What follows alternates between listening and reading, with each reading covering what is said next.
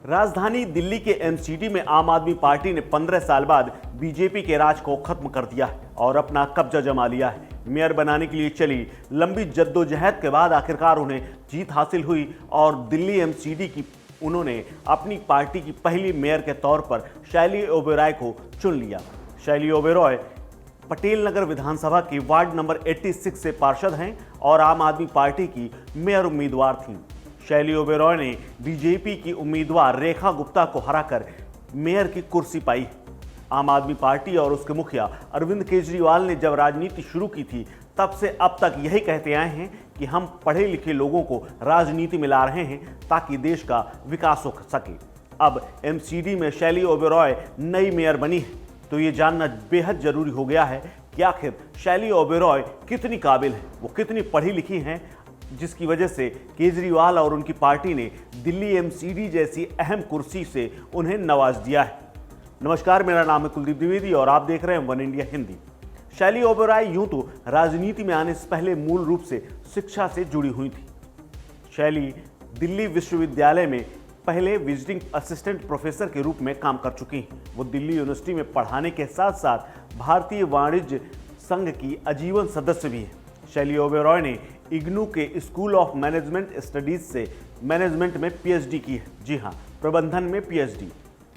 शैली ओबेरॉय पढ़ाई में हमेशा से तेज रही। उनके नाम कई पुरस्कार और सम्मान भी जो उन्हें विभिन्न सम्मेलनों में दिए गए हैं। इसके साथ ही ओबेरॉय कई राष्ट्रीय और अंतर्राष्ट्रीय सम्मेलनों में सम्मानित हो चुकी हैं। उन्होंने इन श्रेष्ठ मंचों पर अपने श्रेष्ठ पेपर प्रस्तुत किए हैं जिसका पुरस्कार उन्हें मिला था। इसके साथ ही उन्होंने आईसीए सम्मेलन में स्वर्ण पदक प्रोफेसर मनु भाई शाह पुरस्कार से भी नवाजा जा चुका है। साथ ही मिस कमला रानी पुरस्कार भी वो पा चुकी हैं। पढ़ाई के दौरान कॉलेज में सबसे ज़्यादा नंबर लाने की वजह से उन्हें कॉलेज की तरफ से स्कॉलरशिप भी मिल चुकी है। 39 साल की शैली ओबेरॉय के पिता का नाम सतीश कुमार ओबेरॉय है। शैली 2 बहन और 1 भाई हैं।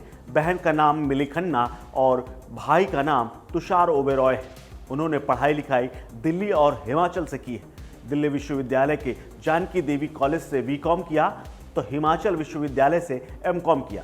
इसके साथ ही उन्होंने एमफिल और पीएचडी की डिग्री भी हासिल की है। शैली ओबेरॉय साल 2013 में आम आदमी पार्टी के साथ जुड़ी हुई थी और वो अन्ना आंदोलन में भी सक्रिय रूप से भूमिका निभा रही थी। पहली बार उन्होंने पार्षद का चुनाव लड़ा और जीत हासिल की। शैली ने दिल्ली बीजेपी के पूर्व प्रमुख यानी प्रदेश अध्यक्ष आदेश गुप्ता के गृह क्षेत्र पूर्वी पटेल नगर से पार्षद का चुनाव लड़ा और अपनी प्रतिद्वंदी दीपाली कुमारी को 269 वोटों से हरा दिया।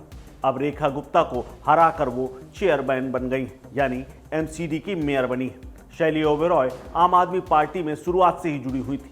शैली ओबेरॉय साल 2013 में कार्यकर्ता के रूप में शामिल हुई। बाद में उनकी योग्यता को देखते हुए उन्हें महिला मोर्चा का उपाध्यक्ष बना दिया गया जो वो साल 2020 तक इस पद पर रही।